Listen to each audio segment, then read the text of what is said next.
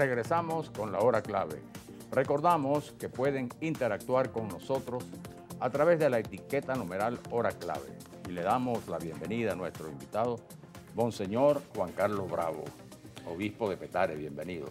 Muchas gracias por la invitación y por este espacio pues, que nos brindan para hablar un poco de la misma dinámica del sínodo y de la iglesia en Venezuela. Una diócesis nuevecita y el primer obispo que tiene la diócesis Y además Petare. en una zona tan importante, ¿no? Muy importante para Caracas. Compleja, ¿no?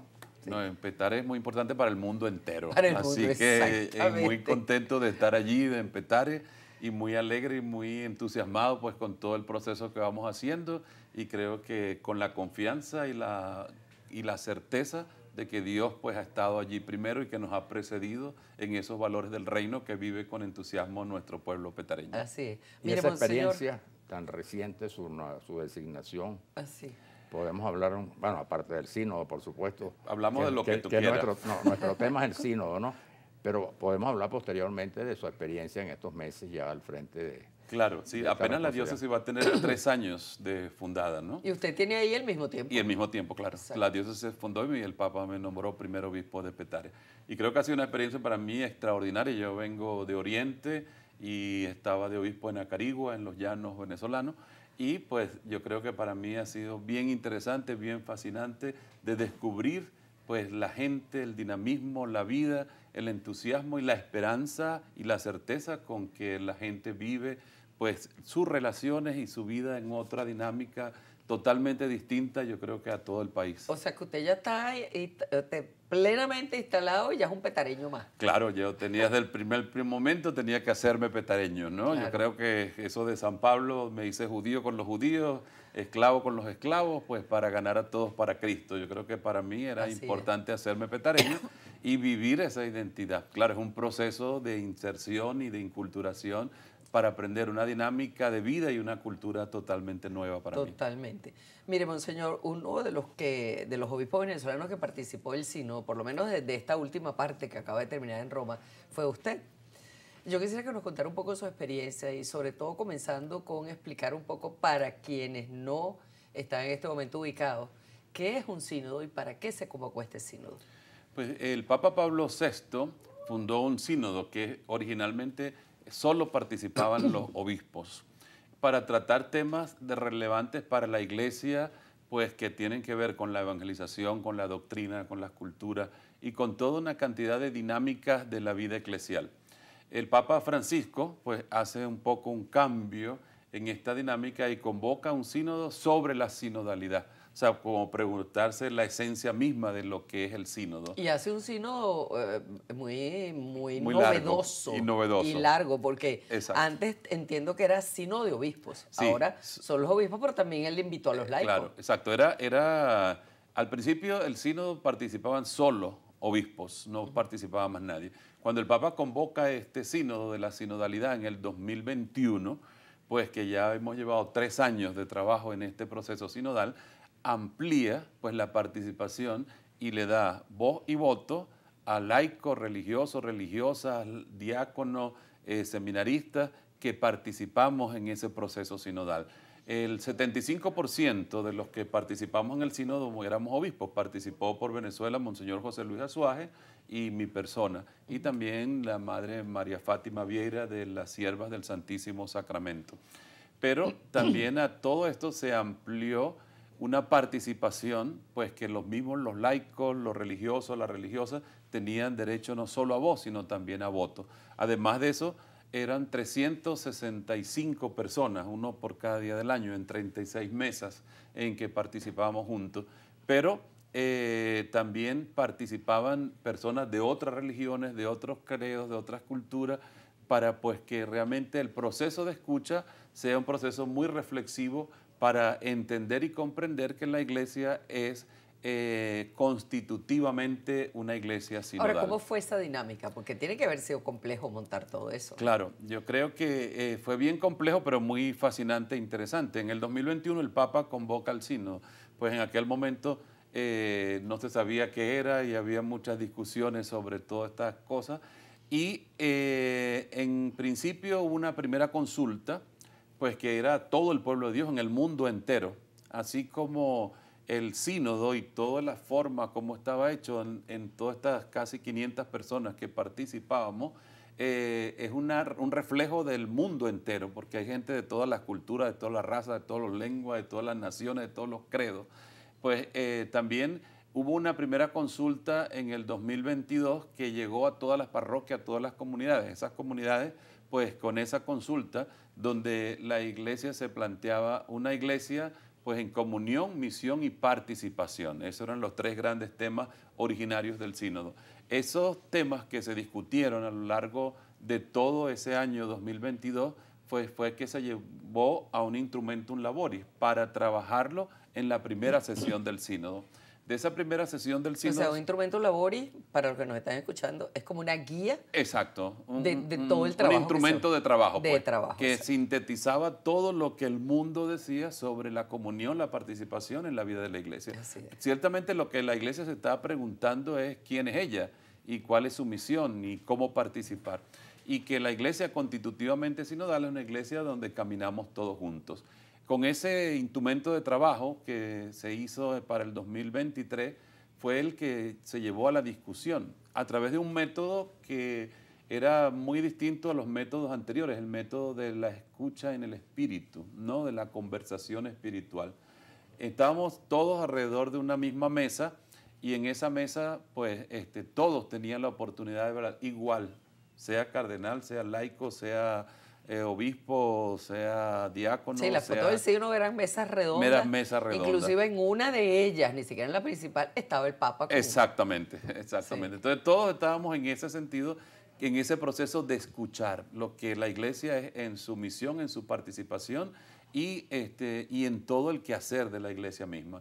Ese proceso ayudó muchísimo a que todos nos escuchábamos. Allí no hablaba el que tuviera la palabra cantante o el que más sabía, sino toda era una experiencia en ese primer momento de escucharnos, luego de discernir para saber lo que el otro dice, para ir descubriendo la dinámica de lo que el Espíritu va iluminando, hasta llegar a las conclusiones, a los puntos de acuerdo, en que esos puntos de acuerdo eran puntos donde todos estábamos en la misma sintonía o en el mismo nivel de comprensión.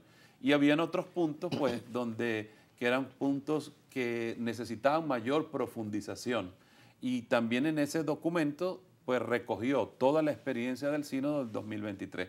De ese trabajo que se hizo en ese primer documento, el Papa, de todas esas cosas que necesitaban mayor profundización, el Papa hizo 10 grupos con 10 temas específicos que necesitan profundización, donde hay... Que se van a mantener trabajando. Que se van a mantener. Se han estado trabajando, presentaron sus conclusiones del trabajo que han venido realizando en este sínodo y seguirán trabajando hasta julio del 2025 y presentarán sus conclusiones al Papa, que es otro proceso de consulta. Son 10 temas de los que no hay pues puntos de convergencia, pero que necesitan mayor profundización, mayor estudios y mayor análisis.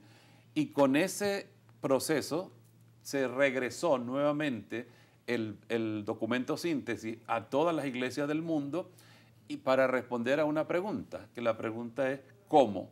¿Cómo ser una iglesia misionera o cómo ser una iglesia sinodal en misión? Bueno, un poco lo que el Papa viene planteando desde el principio, la iglesia en salida, ¿no? Exactamente. El Papa en este sínodo añadió, o sea, a esa pregunta, ¿cómo ser una iglesia misionera en misión? O sea, ¿cómo ser una iglesia sinodal en misión? Añadió y misericordiosa, ¿no? Y creo que eso fue bien interesante, esa dinámica, porque esa consulta se regresó nuevo a todas las diócesis del mundo para responder al cómo. Porque uno de los grandes problemas es que yo creo que a veces tenemos en la iglesia y creo que en la sociedad misma es que sabemos dónde estamos y somos muy buenos haciendo análisis de la realidad, claro. Sabemos dónde queremos ir y sabemos muy buenos en haciendo modelos ideal, sabemos muy buenos en qué tiene que hacer cada uno, pero no sabemos cómo hacerlo. Entonces lo que el sínodo trata es de descubrir cómo realmente ser una iglesia sinodal en misión que se expresa la misericordia del Señor. ¿Y usted cree, monseñor, que eso se consiguió? Es decir, ¿cuál fue la impresión? Porque no faltaron las críticas, obviamente, claro. También, ¿no? Y entonces uno decía, bueno, ¿qué era salir de ahí? Una cosa tan plural, tan digamos... ambiciosa, ¿no? Tan Exacto. ambiciosa, porque es una cosa ambiciosa. Entonces digo, por ejemplo, para nuestros países latinoamericanos, ¿qué tanto participaron y cómo irá a repercutir eso acá? Yo creo que es bien interesante, ¿no?, esa pregunta y ese planteamiento. Primero porque cómo la iglesia latinoamericana tiene un avance sinodal en comparación con todos los continentes en el mundo. O sea, la iglesia venezolana ha hecho procesos sinodales. En Venezuela, pues hemos tenido el concilio plenario de Venezuela, pero tenemos la asamblea de Río de Janeiro, de Medellín, de Puebla, de Santo Domingo, que ha sido pues todo un bagaje eclesiológico de experiencia sinodal de la iglesia latinoamericana. O sea, como decimos nosotros aquí en criollo, ya los latinoamericanos llevamos una morena por delante. Exactamente. Entonces creo que llevamos un avance, por lo menos a nivel de práctica sinodal. Sí. Yo creo que la cosa está en la conversión, ¿no? En cómo cambiar esa mentalidad de realmente ser y vivir una iglesia constitutivamente sinodal. Entonces creo que lo bien interesante de este momento del sínodo y de este instrumento de trabajo que hemos tenido ahora de cómo ser una iglesia sinodal, misionera y misericordiosa, es que creo que el Concilio Vaticano II apuntó a una teología más europea. Ahora, en este sínodo, la iglesia latinoamericana, yo creo que nos tenemos que sentir bien orgullosos de eso. El gran aporte, pues, ha sido de la iglesia y de la teología y de la eclesiología latinoamericana, ¿no? Claro. Algo tenía que influir. Claro, pero creo que ha sido el camino, sí, ¿no? Entonces, cuando se lee el documento final, que el Papa dijo, no voy a hacer un documento porque normalmente son organismos de consulta, y que al terminar ese organismo de consulta se le entrega al Papa y el Papa escribe otra cosa o lo que el Papa crea que tiene que escribir. El Papa, tan pronto terminó la votación de todo el documento, el Papa dijo, pues yo asumo todo lo que está escrito y lo asumo como magisterio de la Iglesia. Claro, creo que eso es coherente en un proceso sinodal de que el Papa pues no va a quitar lo que el Espíritu ha ido diciendo. Pero fue muy interesante porque al principio no sabíamos para dónde íbamos y realmente el método fue llevándonos cuando se hizo el primer borrador del documento, pues hubo como muchas cosas de divergencias, de que no estábamos de acuerdo. Pero cuando se llegó al documento final, hubo una gran sensación en toda la asamblea, entre como 500 personas, de que realmente como que todos estamos de acuerdo en ese camino. Creo que ha sido esa la gran obra del Espíritu. Monseñor, que por ahí de verdad debe haber andado revoloteando el Espíritu, porque cuando se efectuaron sondeos al final del sínodo, que había temas que habían sido muy mediáticos por la forma como fueron manejados. Por ejemplo, el tema del papel del diaconado femenino, el tema de los homosexuales, etc.